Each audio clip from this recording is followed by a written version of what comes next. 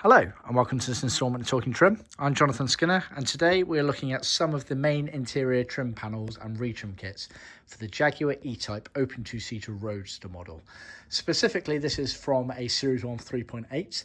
There are subtle crossovers between some of the later cars as well, which I'll mention during the video, so you can use it as a basic guide for some of the later Series 1 4.2 litre cars and in fact some of the Series 2s as well. And this is going to be one of a few videos that I'm going to do, kind of going through effectively a complete trim kit that we offer, plus some optional extras, but laid out in a logical kind of manner so that we're talking about parts within the same spectrum of things. So this specific video and episode is going to mainly focus on the cockpit cabin, and from that I'm sort of talking about effectively all of the surround trim panels. So starting from the sort of front left and front right of the car, working down the side areas, so door panels, wheel arch quarter panels, wheel arch covers, then around the back of the car with the rear bulkhead, some of the rear light area panels and things like that. So it's not really including anything related to the dash apart from a couple of items, and it's not really including anything related to the carpet sets or flooring kit. There are a couple of subtle crossovers with some of the Hardura elements of things, but for the most part, none of the carpets and flooring items are in here. Same again, nothing to do with the centre console or the seats, nothing to do with the boot trunk area either, and obviously no hood or anything like that. So this is mainly sort of the trim panels. Now all of these pieces here are pretty much included as standard in our main trim kit. Trim kit being a very comprehensive kit that if you buy it all together, it works out significantly cheaper than buying all those parts individually. It's also great for, complete restorations where you want to start from scratch with perhaps a change of material or colour in certain areas. There are a few items in here where I've laid out the optional extra upgrade, should we say, in terms of trimmed related to the door tops, etc., door armrests, etc., which I'll go over each part, but pretty much everything in this video is included as standard in the trim kit, apart from where I mention on those things. There's only a couple of items in here that are optional upgrades in terms of us trimming them up versus you trimming using your original ones. It's worth noting at this stage that this kit is actually a bit of a bespoke upgrade kit, so it hasn't been done to factory spec. The main trim panels, door panels, quarter panels, etc., they have all been done in leather. Standardly for in a factory they would have been vinyl or Leathercloth, strictly speaking, but these have been done in leather. So we've effectively subbed out anything that's normally vinyl, we're now doing in leather as an upgrade option, but other materials such as Moquette and Hardura have stayed the same as how they left the factory, specifically for the Series 1 3.8 version models. All right, I will get to the front and we will go through it all methodically. Colour wise, it's been done in new tan. Like I said, it's leather. New tan, and it's our smooth version of the leather. You can get smooth and grained in most colours, and vomal if you really want to go to those extremities of originality. But this is new tan, smooth leather. Right, so let's start at the very front. We've got these windscreen A-post pillars. So these are these bits here that went down the left and right sides of the windscreen pillars. On the early cars, they were sometimes in the colour of the main trim. So we've actually supplied two sets for this specific customer as he's not sure what he wants to do. The later cars, the majority of them left, in fact, with black in that area. Obviously, the dash is always black, but some cars certainly left with a colour. So we've actually supplied two versions. And these are retrim kits, so i.e. they're materials cut to shape for you to retrim to your original metalwork at your end. These have been done in leather, and we do skive these down as standard, skiving being the thinning process of leather. We're lucky enough to have our own leather skiving machine in our factory. I think we're one of the only restoration companies in the world that have our own one here specifically for these kits. So if you go for leather items, then we automatically skive them down where we deem applicable, and that's one of those items there. So like I say, retrim kit sold as a car set, so a pair, and always included in the trim kit. For an optional upgrade, these are the actual metal replacement panels. So you can either get replacement metalworks in that form, and you can do the trimming at your end, or for the other upgrade option, we can trim them up for you. And do see my other video at the end of this one related to those, because they did differ between Series 1 and Series 2s, and we can offer obviously all the different variants and whatnot, so be sure to check that out. But they are included as standard as a retrim kit in our trim panel kits. Then get this item here out the way, which is effectively the underdash wiring loom cover. So again, it's a metalwork piece. We, as standard, supply the material pre-cut for you to trim your original metalworks, but often they are missing from the cars or extremely damaged. So again, similar sort of concept to this. We can offer it just the retrim kit on its own, which is included as standard in our trim kit, or upgrade. We can supply you the metalwork if yours is missing or damaged, and you can trim it at your end, or as with this particular kit, the customer has asked us to do all the trimming work there, and that's effectively how it gets supplied when it's trimmed.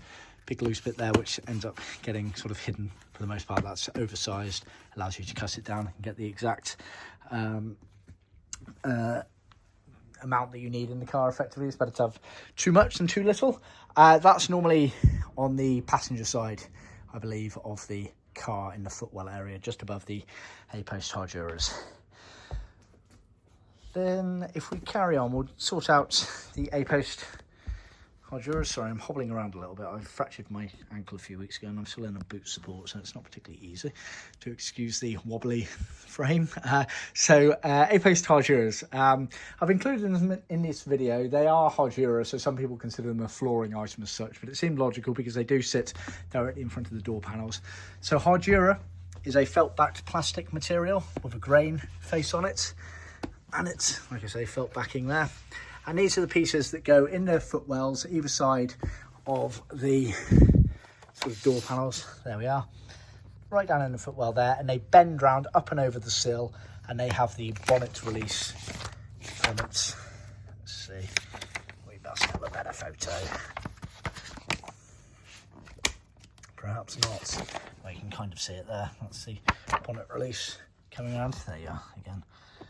Okay, so they're Hardura as standard. The obvious upgrade for those, if you wanted to, is wool, but most people do go for Hardura because it keeps it roughly in tone with the either vinyl or leather of the rest of the trim, whereas wool can obviously completely change the texture finish of a kit. So you get a pair of those. They do have the sorry, working one-handed here, but yeah, they are. You've got the little cross there, which is to indicate where the bonnet release goes through. Now, obviously, the very early cars had an external bonnet release, and so for those ones, let us know. We do normally ask the question, but let us know if you've got an external bonnet release, and it means that we will not do that cross on them because you do not need them.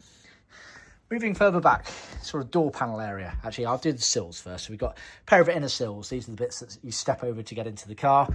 They're pre-cut. We do the cutaway here for the cross member, which a lot of other companies don't. They just give you a kind of a rectangle and you have to work it all out. But we do the pre-cuts on the corners and in the middle there to make your life of lining things up a lot easier. They're effectively these bits that you step over to get into the car there. And you get some foam padding for underneath those as well. Right, door panel area, and there's quite a few bits to this area here. So you've obviously got the main door panels, which are hardboard panels. Now at this stage, it's worth mentioning there are two versions that were sometimes fitted to the 3.8. Now, before I dive into that, it's worth noting, fixed head two-seaters and Roadster two-seaters, the door panels were different.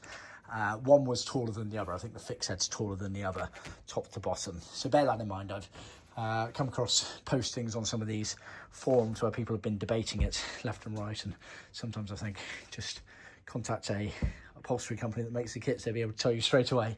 So they are different, so that's one thing to keep in mind. But then within the 3.8 series, you had two versions of door panels. These are the most common ones, which are kind of the middle to late 3.8s, which are identical to the Series 1 4.2 litre models. And they effectively ended up, the main difference was related to this edge here and what was down it. The majority of E-Types had a chrome strip that went down it, and that door panel there is suitable for that spec there. The earlier cars had a slight kink you can see it's the other one here is straight.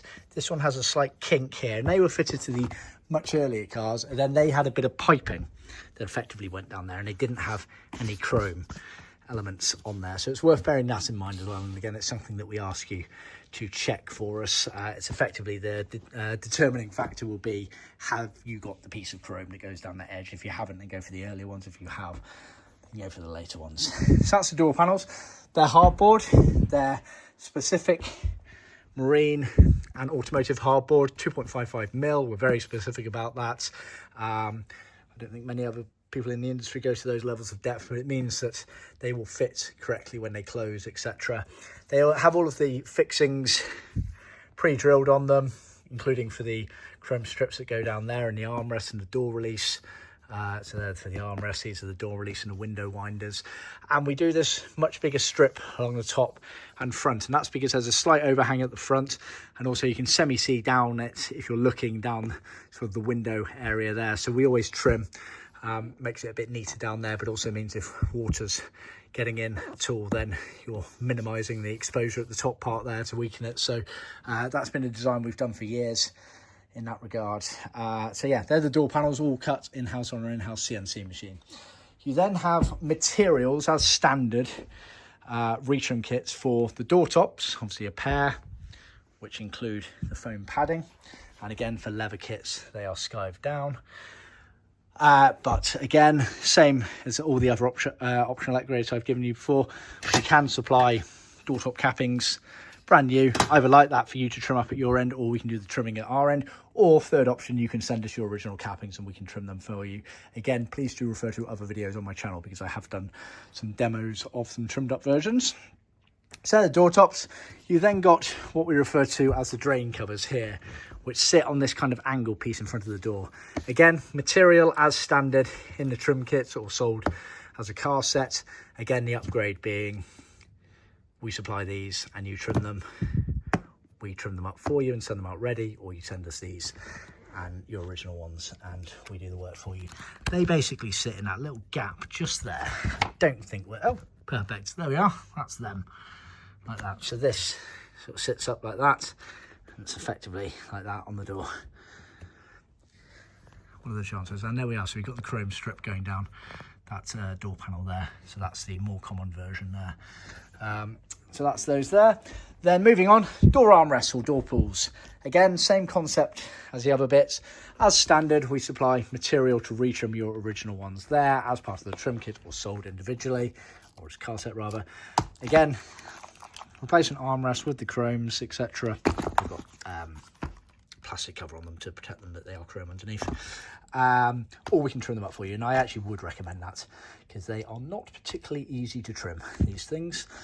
So bear that in mind. Leather is skived down on those as well, and on those as well. And they're the door armrests for the Series 1s, which were like that. Series 2s, they changed the armrest spec. It's also worth noting that some Series 1s, 3.8s, didn't have armrests on them. They weren't fitted with all of the cars, so bear that in mind. It's also worth noting at this stage, fixings. We supply a fixing kit, includes all the main trim panel fixings, those sort of pointy ones there that go around the majority of the panels. Then those are for the door chromes, the U-clips, and then these fixings here as well in certain areas. Obviously it's more than that in each quantity, but they are sold separately. Oh, sorry, the trim panel fixing kit is sold as a kit, but always included as part of the trim kit. Then, moving further back, if I just grab the book, we've got Rebate slam panels, door slam panels. We've got the B-post wheel arch quarter panels, upper side casing panels, also known as hood pivot panels, wheel arch covers, rear light area, etc. So, this is all kind of areas to the side and backwards from the seat. So the Rebate panels, they're metal panels, fully trimmed all the way around. Again, lovely job on those. They get skived down if they're leather, really nicely trimmed. Other companies out there don't trim all of it. We do. It looks really, really nice. And then that part, you don't really see much of it when it's in the car. We call them Rebate panels, but some people refer to them as door slam panels for the exact reason that the door kind of closes on them. And they intertwine with the B-post quarter panels, one-handed, it's quite hard, but you can see it kind of sits on top like that. And then this bit of metal here, it is a soft metal, so you can bend it basically to fit the curvature of the car there. And that's part of what the soft top hardware goes into. Let's have a look. Yeah, you can kind of see it at the very top there as it's going in with the fixing and whatnot. So that's the rebate panels. Obviously you get a pair of them, sold separately or included in the trim kit, and they always come trimmed up. It's not an optional extra, it's just the way it's supplied. Then you have these, we've referred to them as B-post quarter panels. Some people refer to them as wheel arch panels, but they are basically the bits that sit left and right of the doors. You can see that's obviously the cutaway there for the sill, and then this is the curvature here for the wheel arches. Now they're sold as a car set, so a pair, but actually it's 4 pieces per set. You get a pair of the actual trimmed panels, and they're metal again. They have the fixing holes all on them and trimmed round very nicely, as you can see. We have this cutaway here. This is for some of the later cars, if you need the adaptation making for seat belts. That's that element there. Most of them were not like that with the cutaway. But then we supply bits of material pre-cut, again skived down if it's leather, and they are for literally sitting behind this hole here. So you actually glue the material to the bodywork of the car, and then that sits over the top, and it means that no exposed bodywork is on show. Moving further on, we've got the upper side panels, otherwise known as hood pivot panels, for the exact reason that the hood frame kind of locates into them. They're just around there, and again it's soft metal, trimmed all the way around, has some location holes on them, and again because it's a soft soft metal, you can easily warp it into shape to fit the curvature of the car there. So they're sold as a pair, included as standard in the trim kit. You then have the wheel arch covers, which are unfortunately not on show on any of these, but effectively they kind of sit in there going around. They're these odd shaped pieces here that sort of intertwines into there and cuts down, etc. I've got some good photos on that I can share with you if you need, about how they are fitted in the car, but that is the correct orientation. That is the right hand as you're sat in the car looking forward, so kind of we can see almost where the poke goes in there, etc. They are slightly oversized to allow you to cut and spread the material onto the surrounding areas to get a nice clean finish between the two. Bear that in mind. It's worth noting at this stage that the wheel arch covers on the early cars, most series ones, both engine sizes, were Moquette as per this. Moquette being a unbacked short pile carpet wall material, commonly used by Jaguar during this era, but then they switched to putting vinyl, normally on the sort of Series 2 cars, so bear that in mind.